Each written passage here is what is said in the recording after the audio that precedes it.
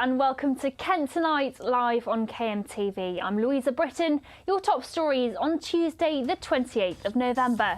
Kent's bus stop, how dozens of services could be axed by cost-cutting measures. We've got only one bus we can get in and out. When it doesn't come, we're stood in the cold an hour now.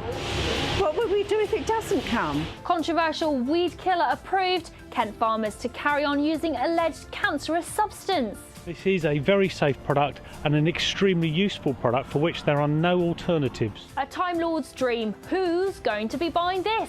TARDIS goes on sale in Kent. The real truth is, it just appeared one morning, along with a strange chap with a sink plunger who disappeared through the door going, exterminate, exterminate. And in sport, hear from para-skier Millie Knight after she was nominated for the 2017 Young Sports Personality of the Year. But first tonight, dozens of Kent's bus services could be cut. Kent County Council have made the proposals in the hope of saving £4 million. There'll be a consultation in the new year, but if plans go ahead, more than 70 services will go. Bobby Jeffrey has this report. More than 70 bus services could be axed in the county. That's according to a report by Kent County Council, which shows the authority is proposing the move in an attempt to save £4 million over the next 2 years. But many of these services provide a means of transport for the elderly, vulnerable people, school children and those in villages without access to any other form of transport. One of those which might be affected is the number 5 bus behind me, which they're looking at cutting in the evenings. Now, I spoke to people across Maidstone to find out whether it will affect them and what they thought about it. I can remember not long ago people saying we should use the buses. Now, evidently, they're going to cut them again. I think we're just going from bad to worse. We've got only one bus we can get in and out. When it doesn't come, we're stood in the cold an hour now. What will we do if it doesn't come?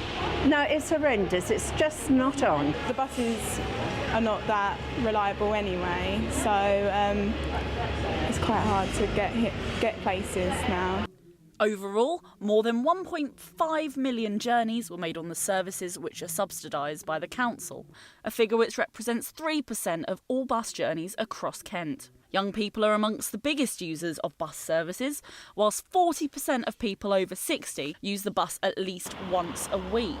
Maidstone could be one of the worst affected areas, with plans to cut almost 10 bus services to and from the town, including service number 59, 266, 88 and 12. Campaign groups say the services are a lifeline for many. I think most of those services will affect the people most in need quite acutely. What concerns me most is that several of them are school services, so will that be affecting school children? And if that happens, it may well be that the County Council will have to pick up the cost elsewhere through taxes or other services, so it doesn't achieve much. We approached Kent County Council and bus operators for comment, but no one was available. A decision on which services are proposed to end will be made in December, with consultation beginning in January. Final decision will be made in May. This is Poppy Jeffrey for KMTV in Maidstone. Now, Thanet's the worst area in Kent when it comes to children's prospects of getting a good education and a job. That's according to a new State of the Nation report from the Social Mobility Commission. It found Thanet to be the area in Kent which most puts children at a disadvantage. Well, where did you grow up and was it a good area? We asked shoppers in Chatham. I grew up in Raynham, which was part of the borough of Gillingham at the time, and I quite enjoyed it. It was a good place to grow up. In my childhood, because I remember it around the 80s, Chatham has changed a lot to what it is now. There was a lot more things going on in the Pentagon, had a lot more shops. I grew up in Southern Ireland in a little village, in a town called Kilmallock, which is in County Limerick, and a community place. So yes, I thought it was a very good place to grow up. I grew up in Chatham mostly. I know I have a strong accent, but I've got my family all around me and that. But Chatham is a very bad end. You know, I've been mugged 2 or 3 times in the last year. Chatham's a very angry town. Wickmore area, and it was very countrified. We had a big place when I was a child, and it was a beautiful place to grow up. I actually grew up in Hempstead. Went to the Tap and Tin pub A lot of my friends was DJing down there, so that's where we spent a number of our years. Yeah, I grew up in Chatham. I'm 72 now. I think Chatham's quite good for shopping and entertainment and safety reasons. Shoppers in Chatham there. But what do you think? Was your area a good one to grow up in? Let us know by using the hashtag #KentSays on social media. Now, farmers in Kent will be able to continue using a weed killer despite fears it causes cancer. Glyphosate is used on most crops in the county and a ban could have put farmers out of work. The campaigners say it's dangerous to use. Harry Pete has this report. The word glyphosate may not mean much to you on the surface, but this week the EU held a vote that could have had a huge impact on our dinner plates and our health. Glyphosate is a weed killer that's used on most farms in the county to protect our food. But when research by one company suggested that it could cause cancer, a vote was held to ban it for good. What's been shown in some studies in cultured cells or again in animal models is the potential for glyphosate to cause oxidative stress, which we know is a way in which damage can occur to molecules in the cells, such as DNA. So there is, if you like, a possible mechanism by which it might cause cancer. Just a few weeks ago, it looked like glyphosate would be banned, but the vote this week allowed the product to be used for another 5 years. And while there's no exact evidence to suggest glyphosate does cause cancer, Dr. Fenton explains why some small-scale tests have worried environmentalists. There is some evidence from laboratory animal studies, but it's important to remember that the doses, the mode of exposure, so whether something's coming in through your skin, for example, or inhaled or ingested in food, could be very different. So one mode of ingestion may have a cancer-causing role. In others, there wouldn't be. But farmers in Kent say the substance is safe, and they say that without it, they wouldn't be able to meet the growing demand for food in the UK. Every committee has deemed it to be a safe product. There's one committee that decided it should be on a list alongside sugar. So let's put that into perspective, that we're not dealing with a dreadful something that we're doing out in the orchards. This is a very safe product and an extremely useful product for which there are no alternatives. Kent farmers have warned that if the weed killer was banned, production costs would increase and farms could go out of business. Without glyphosate, what we would end up with is a covering of weeds that would actually be taking that nutrition and water away from the crop. So we need to be able to knock out some of these perennial weeds, which we can't do currently any other way in a reliable and consistent, cost-effective manner. Greenpeace say that they feel betrayed by the vote after 1.3 million EU citizens signed a petition last week asking for a ban. But with no concrete evidence to suggest it's cancerous, farmers in Kent are free to use weed killer for at least 5 more years. Harry Pete for KMTV. Next tonight, a former Gurkha who now lives in Maidstone climbed to Mount Everest's base camp. Anil Gurung lost his leg after stepping on a bomb while on tour of Afghanistan, but successfully trekked to base camp this month for charity. So far, he's raised more than £10,000 for the Royal British Legion's Industries based in Aylesford. He's now returned to the UK, and I'm happy to say Anil joins me now. So, what made you want to climb to base camp? I want to challenge, and I want to give something back to RBLI where I work. So that was the main reason, yeah. And how much of a challenge was it? I think it was quite a massive challenge for me. With only one leg and the other legs with prosthetic legs, yeah.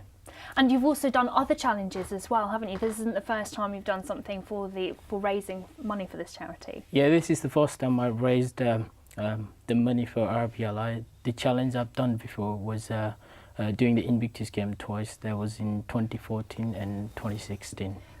Great. And in terms of what was it like taking a trek all the way up to base camp? Base camp itself is really high up, isn't it? It is really high up, and I've never been to the altitude the base camp was set up for.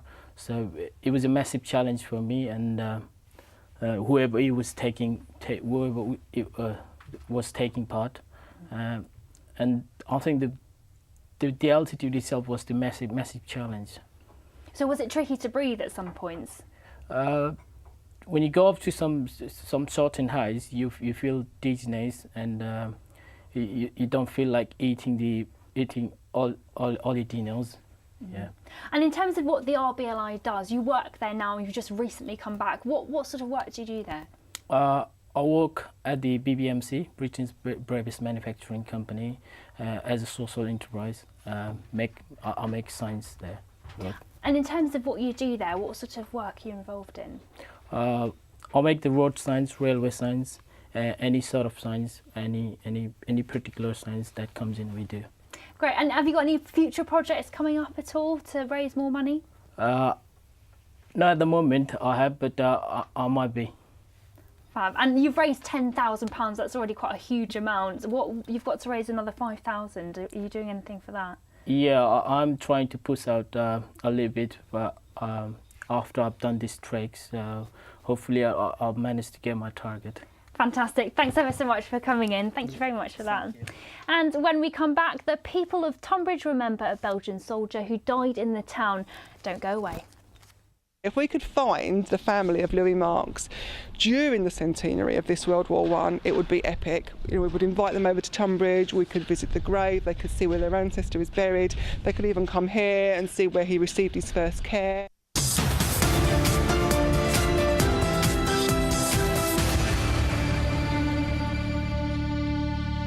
Welcome back to Kent Tonight, live on KMTV. Your top story this evening. More than 70 bus services could be axed in Kent after the council announced cost-cutting measures to save £4 million. But critics say the services provide a lifeline for elderly people and school children. Poppy Jeffrey has more. More than 70 bus services could be axed in the county. That's according to a report by Kent County Council, which shows the authority is proposing the move in an attempt to save £4 million over the next 2 years. Campaign groups say the services are a lifeline for many. I think most of those services will affect the people most in need quite acutely. We approached Kent County Council and bus operators for comment, but no one was available. A decision on which services are proposed to end will be made in December, with consultation beginning in January. Final decision will be made in May. With news of a Kent Paralympian nominated for Young Sports Personality of the Year, here's Keelan with the sport.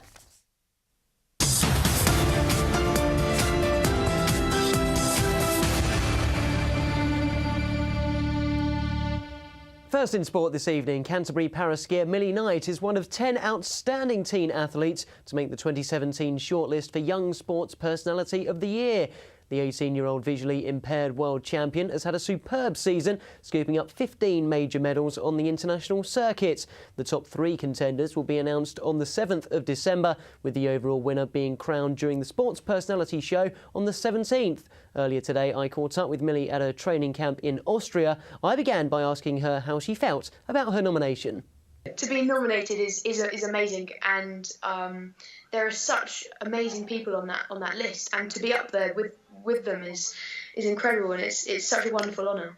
I was going to say about some of the people that are on there. You've got people from football and athletes. Do you think your nomination could help to enhance the sports profile? Oh, for sure. Skiing is quite a minority sport, and to get this type of recognition is amazing, and I really hope that it does raise the profile, especially now that we're 100 days away from the games. It's good to boost that. And this season's gone pretty well for you. What have been some of your highlights so far? Well, this season is getting back onto snow, getting back onto speed skis. So I crashed last season because I didn't stop in the finish line. So so for me, it's been very much learning how to stop again. But last season, definitely my highlight was winning gold at the World Championships. So what are you expecting from the games this winter? What are your aims there? Well, at the moment, based on last season's results, we're on track to do quite well. But to be honest, for me, it's important that I don't set myself sort of actual medal targets, because I think that puts undue pressure on me. So for me, my goal is to stand in the start gate knowing that I've done everything I possibly can do and I'll have no regrets. and then crossing the finish line just with a smile on my face. Well, Millie, thank you very much for speaking to us today, and best of luck at the Games this winter. Thank you very much. Thanks. Paraskier Millie Knight there chatting to me earlier today. Hockey now, and in the men's and women's Premier Divisions, we've reached the halfway mark in the season. Kent sides will now take a break until February when the second half of the campaign starts. The last round of games took place at the weekend. Here's Harry Pete to bring you up to speed on the results. In the Women's Hockey League, goals from Philippa Lewis, Emma Trunks and Durkee Chamberlain helped Holcombe beat Clifton Robinsons 3-0. The Hawks are now third, 3 points behind leaders Surbiton. Sarah Curley's second half goal grabbed a point for Canterbury, who despite being bottom of the league are now 4 games unbeaten. In the men's Premier Division, despite going ahead inside the first minute through Robert Field and Nick Bandurak scoring his 12th goal of the season, Holcombe fell to Reading 4-3 at home, while Sevenoaks and Canterbury played out a 6-goal thriller in a Kent derby at Hollybush Lane. But a draw proved to be less than ideal for both teams, with both on 4 points and 6 points behind 8th place Brooklands. If you head over to kmtv.co.uk, you can watch yesterday's edition of Team Talk, where I was joined by Sevenoaks assistant coach Stephen Mina and Holcombe first team players Mohammed Mir and Glenn Ayers to look back on those results and the season so far. I'll be back with more sport for you later on in the programme. See you then.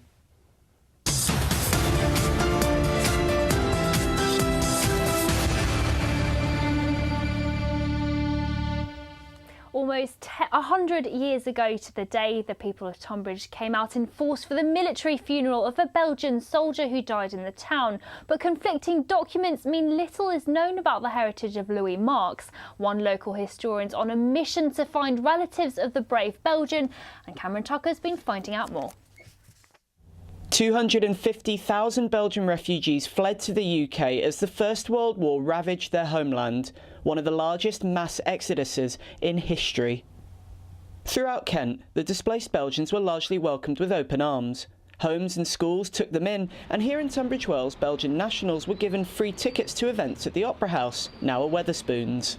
Everybody wanted to have their Belgian refugee, and there are reports in the Times, for example, of women turning up at the major railway stations demanding to be given a refugee to take home. Belgian soldiers injured fighting were shipped to England for treatment. 47 were treated in Tunbridge, many of them at the Tunbridge School Sanatorium, now a residential complex. One of those soldiers was 24-year-old Louis Marx, who succumbed to gunshot wounds. For his bravery in battle, Marx was given a full military funeral before being laid to rest at the local cemetery. After the reading of the last rites, 3 military gun salutes were fired over the grave and the last post delivered by the Officer Training Corps of the Tunbridge School. Of the floral tributes, one bore the inscription, "To a brave soldier, with our deepest sympathy, an English girl." His fellow soldiers kind of cared for him as well. The nurses cared for him, and he was well liked. And when he died on the 20th of November 1914, Tunbridge really came together. It was a real spectacle. It was the first military funeral we saw in World War I here in Tunbridge, so it was a spectacle. Pam's been on a mission to find Marx's ancestors, but her research has hit a brick wall. Unfortunately, at the time, it was reported in Tunbridge Free Press that he was married and he had a child.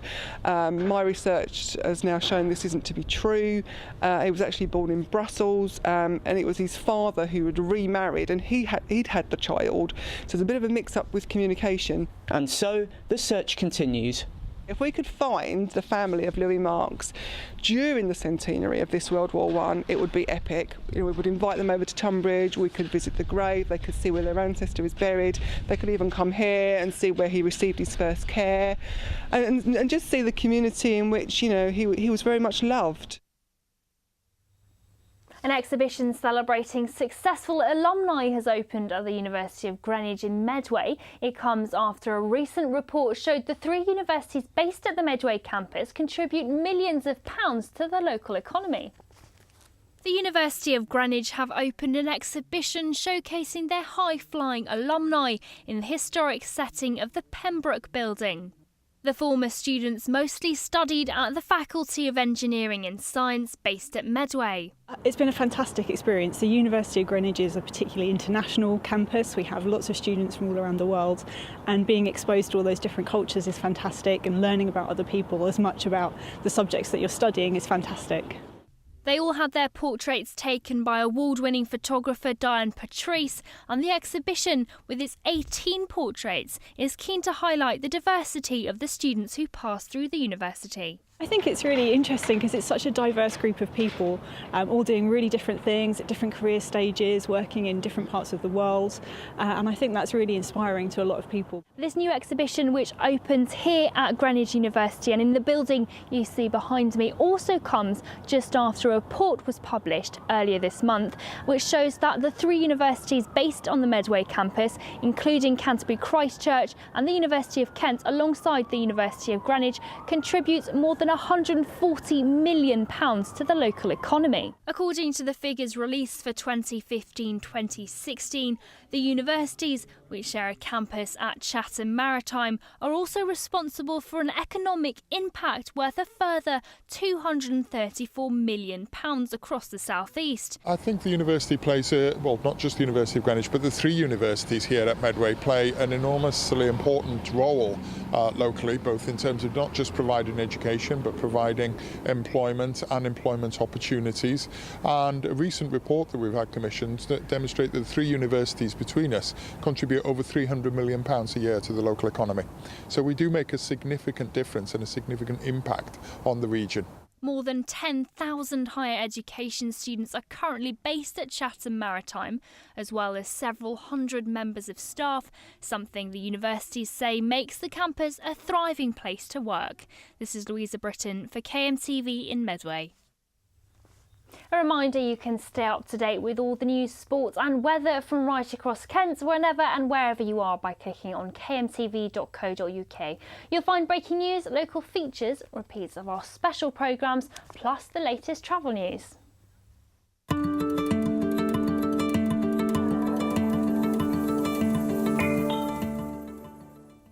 It's going to be chilly this evening, with temperatures dropping as low as 3 degrees near Tunbridge Wells. It will stay cold into the morning but stay cloudy across the county. Moving into the afternoon, there could be some outbreaks of sun in the east of the county, with highs of 6 degrees in Canterbury. Looking ahead to the next few days, it will stay cold until Saturday at least, with some sun most likely on Friday.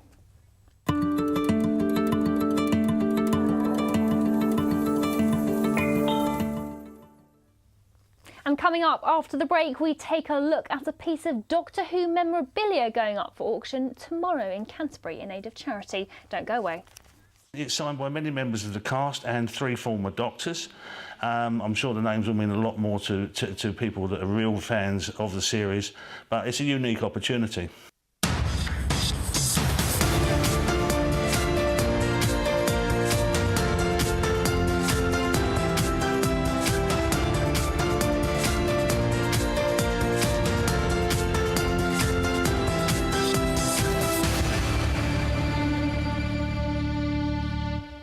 And welcome to Kent Tonight, live on KMTV. I'm Louisa Britton. Your top stories on Tuesday, the 28th of November. Kent's bus stop, how dozens of services could be axed by cost-cutting measures. We've got only one bus we can get in and out. When it doesn't come, we're stood in the cold an hour now. What will we do if it doesn't come? Controversial weed killer approved. Kent farmers to carry on using alleged cancerous substance. This is a very safe product and an extremely useful product for which there are no alternatives. A Time Lord's dream. Who's going to be buying this? TARDIS goes on sale in Kent. The real truth is, it just appeared one morning, along with a strange chap with a sink plunger who disappeared through the door going, exterminate, exterminate. And in sport, hear about one of Maidstone's strikers swapping one black and amber side for another. Dozens of bus services could be axed by Kent County Council's cost-cutting measures, but critics say the services provide a lifeline for the elderly, school children and people in villages without access to other forms of transport. Poppy Jeffrey has more. More than 70 bus services could be axed in the county. That's according to a report by Kent County Council, which shows the authority is proposing the move in an attempt to save £4 million over the next 2 years. One of those which might be affected is the number 5 bus behind me, which they're looking at cutting in the evenings. Now, I spoke to people across Maidstone to find out whether it will affect them and what they thought about it. I can remember not long ago people saying we should use the buses. Now, evidently, they're going to cut them again. I think we're just going from bad to worse. We've got only one bus we can get in and out. When it doesn't come, we're stood in the cold an hour now. What will we do if it doesn't come? No, it's horrendous. It's just not on. Overall, more than 1.5 million journeys were made on the services which are subsidised by the council, a figure which represents 3% of all bus journeys across Kent. Young people are amongst the biggest users of bus services, whilst 40% of people over 60 use the bus at least once a week. Maidstone could be one of the worst affected areas, with plans to cut almost 10 bus services to and from the town, including service number 59, 266, 88 and 12. Campaign groups say the services are a lifeline for many. What concerns me most is that several of them are school services, so will that be affecting school children? And if that happens, it may well be that the county council will have to pick up the cost elsewhere through taxes or other services, so it doesn't achieve much. We approached Kent County Council and bus operators for comment, but no one was available. A decision on which services are proposed to end will be made in December, with consultation beginning in January. Final decision will be made in May. This is Poppy Jeffrey for KMTV in Maidstone. Well, since we've come on air, we've had a response from the council, and Andy's here to tell us what they said. So what have they told us? Well, it's not too much more than what we already know, that it will be discussed this week. But they say we recognise the significant importance of these bus contracts affected by the proposals, which account for 1.6 million journeys. The proposals has identified bus contracts supported by KCC, which, subject to consultation, could be withdrawn. It does not necessarily mean the whole service will go. So what people really at home will be thinking, well, am I going to lose my service? Am I going to lose my number? And what the council have said, and they've been categoric about, is that you have to take part in the consultation if you want to keep your service, and you can do by contacting the council directly. Great, thanks for that, Andy. Thanks a lot. Now, a report from the Social Mobility Commission suggests that Thanet's the area which most puts children at a disadvantage in Kent. The State of the Nations ranks all 324 local authorities in England in terms of the life chances of someone born into a disadvantaged background. But what about you? Do you think your area gave you the same opportunities that it gives people now? We are shoppers in Chatham. The opportunities, I think there's more opportunities now, but after but I think it would be more difficult to find a job now than in the late 50s and 60s. People around here have really looked after me and that, and yes, I have, where I come from. So yes, I've had loads of opportunities and people have been very helpful. Yeah, I think Chatham offers a great sort of opportunity, sort of for schools and nurseries, and we've got the universities now, haven't we, down near Dockside? Brought my daughters up in London. I mean, they're grown up now, obviously, and they did have some freedom because it was in the 70s when my daughters were babies, but I've got grandchildren now, and I think somehow they seem to be a little bit more, well, they don't have that freedom, I think. People look down on us in Chatham. You know, they like to see us as scum of the earth and stuff, but, you know, one day I'd like to move to Maidstone. One day, hopefully, you know, because there is a lot of opportunity. When I was little, I went to several different schools, so I think that might have held me back a little bit, but I did end up becoming a staff nurse and doing what I wanted to do with my life, which was great. Shoppers in Chatham there. But what about you? Does your area give you the same opportunities as people when you grew up? Let us know by using the hashtag KentSays on social media. Now, don't forget that you can keep up to date on all things going on in Kent by visiting our website, kmtv.co.uk. You can check out some of our latest stories from across the county, like this video from last week about hospitals in East Kent being ranked the worst in the country for waiting times. The East Kent hospitals hit headlines in the summer when more than 700 patients a month were turned away from Canterbury to Ashford and Margate. It was ranked the worst in the country for waiting times, and again, 3 months later, the Trust has been given that unwanted title again. Well, the issue at the moment, of course, is because I think the added pressures on William Harvey and QEQM because of the services they moved away from the Kent to Canterbury in June, and I think that's put a big pressure on the other two hospitals. We realised a long time ago that Kent is growing, and of course, way back as 2002, there was a need for a new hospital here, which was bigger. And what they are trying to do is we're removing beds. Well, I don't think that's quite going to work. I don't think they understand that the population is growing. The national average for patients being seen within 4 hours is around 85%, but for East Kent hospitals, the figure is around 63%. I do think that it is becoming the story and the norm.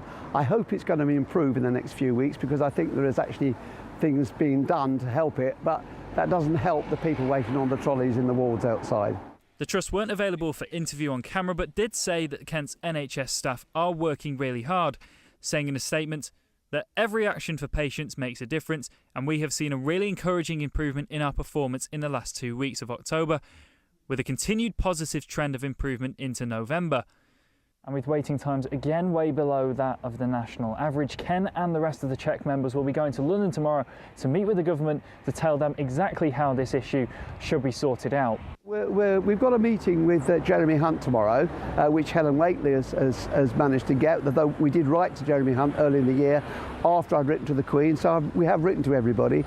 We put a pack together which shows them the situation as it was in 2002, what the historical movements have been since then, what the services are like now, what's been moved out, and of course our vision and a cure. We have a solution, and the solution is for a new hospital to be built here in the Kent to Canterbury. And while attempts have been made to help ease the pressure on hospitals in the short term, CHEC will be hoping that tomorrow's letter to Jeremy Hunt may provide a more urgent long-term solution. Harry Peat for KMTV in Canterbury. It's big, it's blue and it's up for sale. A replica TARDIS created in Herne Bay goes under the hammer tomorrow in Canterbury, and all of the proceeds are going to children in need. Our reporter and resident Doctor Who fan, Poppy Jeffrey, went to find out more.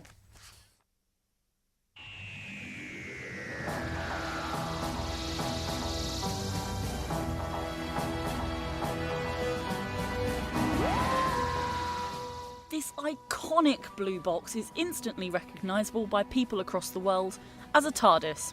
It's all in aid of children in need, but this magnificent TARDIS is going up for sale on Wednesday. It's expected to reach around £5,000 and raise a lot of money for children in need. It's 9 foot tall and signed by numerous doctors, Daleks, cast and crew from across the years, and has made thousands of fans happy at conventions across the southeast. It was created in 2012 by lifelong fan and Whitstable resident Jason Onion, who used to work for the BBC. I tried to get it as close as possible to the prop as it originally looked, because the first prop that they used on the show went from 63 to 1976, and I tried to get it so it looked like when it was at Lime Grove, painted gloss blue, and you know, like the original one with the handles and everything else. I mean, you know, purists will go, you know, that's not quite right and things like that, but you know, it's a police box, it's a bit of fun. It goes up for sale at the Canterbury Auction Galleries on Wednesday with a guide price of £3,000 to £5,000, but is expected to go for a lot more, and it's all in aid of charity. It stands pride of place in a room downstairs, and by pure chance, it's landed itself a rather fitting lot number 2.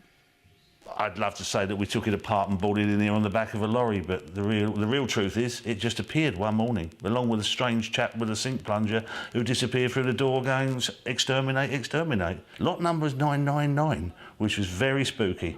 The numbers are computer generated, we have no control over them, and the first printout, outcome, the TARDIS, lot 999. Incredible. It's signed by many members of the cast and 3 former doctors. I'm sure the names will mean a lot more to people that are real fans of the series, but it's a unique opportunity.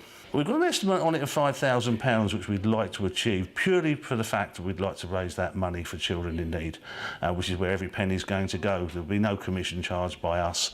It's simply all for charity. This is Poppy Jeffrey for KMTV in Canterbury. Coming up after the break, we'll be meeting Kent's Young Chefs of the Year and tasting some of their award-winning dishes. Don't go anywhere.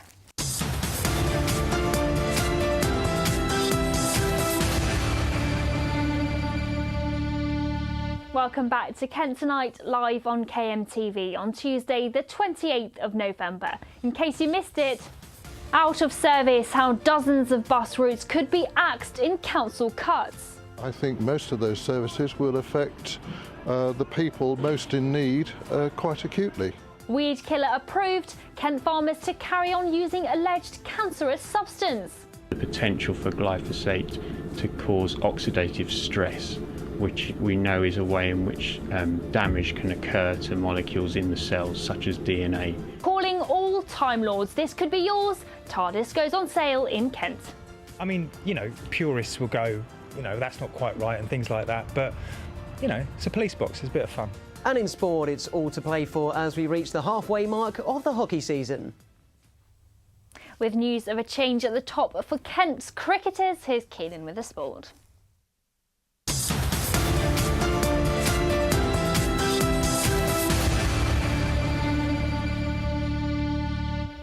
But first, Kean, one of Maidstone United's strikers have gone out on loan. That's right, Johan Horst, who they brought in during the summer. He's gone back to Folkestone, where he was initially there a few years ago before he moved on to Hull City. And he's just found it a little bit difficult to break through into that Maidstone United first team. He's only scored one goal so far this season, which was this strike we can see here against Hartlepool right at the beginning of September when Maidstone lost by 3-1. He was given a start a couple of weeks ago when they played Solihull Moors at home when they faced the bottom of the table side in a frustrating 1-1 draw. And in fact, he had this great chance to score his second of the season, but as he ran the goalkeeper, hit the crossbar. But so he's gone back to Folkestone, and they're having a really good time of it in the Bostik Premier Division this campaign. So a few more goals there, a little bit like Gillingham have done with Liam Nash, putting him into Leatherhead to try and get a bit of experience and a few more goals under his belt. So for Jay Saunders and for Maidstone, they'll be hoping that Johan Horst can grab a couple of goals and then maybe come back to Maidstone and push the likes of Zavon Hines, Jamar Loza and Delano Sam York for a starting spot. So we'll see how he gets on. In cricket, Chief Executive Jamie Clifford is set to leave Kent after 15 years with the club.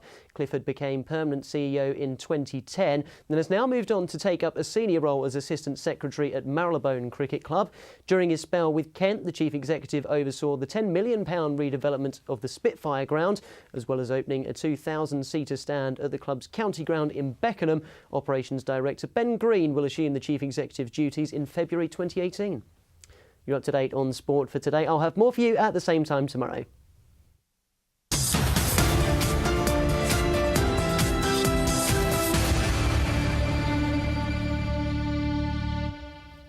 Time now for your pick of the papers with a look at what's making the news in print, online and radio across Kent. Earlier on today, I caught up with KMFM's Molly Milam-Chappell, who started off by telling me about Kent's record for arrests made in connection with controlling relationships. So the first story is all about coercive control. So more people have been arrested for coercive control in Kent than anywhere else in England in the last 18 months since it became an offence. And the offence, what is coercive control? Well, it looks at anything that might kind of be involved in a relationship, really. So things like restricting money access, who the people can be friends with, whether they can actually leave the house, anything that kind of looks at intimidating behaviour or anything that's controlling towards that other person that you're in a relationship with. So it can be quite a serious crime then. Yes. And what are the figures looking like in the county? So more than 500 people have been detained since last year in the county, but around only 1 in 6 have been charged actually for this offence. But Kent Police say that the force has one of the highest conviction rates in the county, so that's quite a positive thing really going forward. Mm-hmm.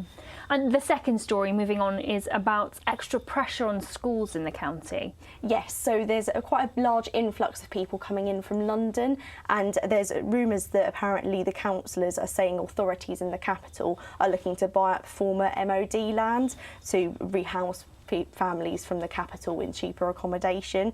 But last week it was revealed that before even this influx were to happen, that Kent would need an equivalent of an extra 12 secondary schools to meet demand over the next few years. So that's obviously going to put even more strain on the area. Yeah, exactly, because last week we were already hearing about £150 million needed to be put into schools in the county, so it seems like this might potentially put even more pressure on Yeah, them. exactly. And the last story is quite a fun one. It's about a character called Flat Stanley, kind of making it around lots of places. Yeah, so we probably all remember Flat Stanley from our school days, really. I know I certainly do.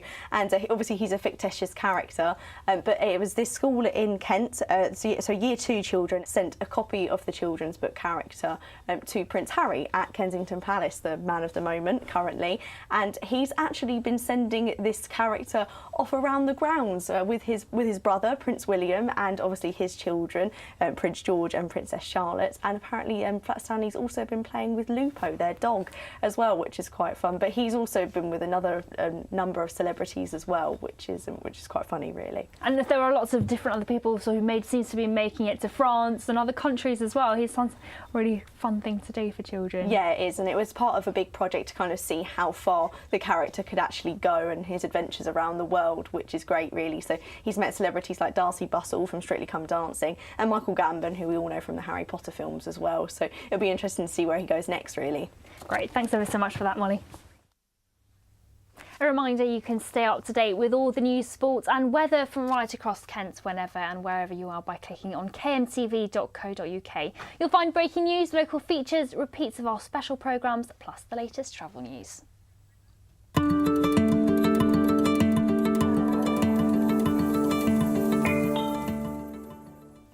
It's going to be chilly this evening with temperatures dropping as low as 3 degrees near Tunbridge Wells. It will stay cold into the morning but stay cloudy across the county.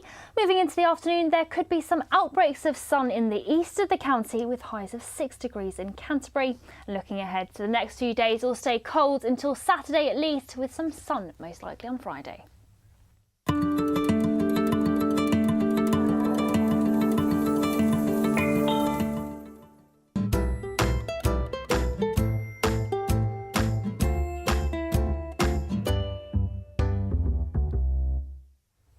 Well, now for something a bit different with a new section we're calling Made in Kent. Maidstone's Leah Matthews and Olivia Lowe triumphed over tough competition recently to be crowned the Kent Young Chefs of 2017. The contest is run annually by local food and drink organisation Produced in Kent.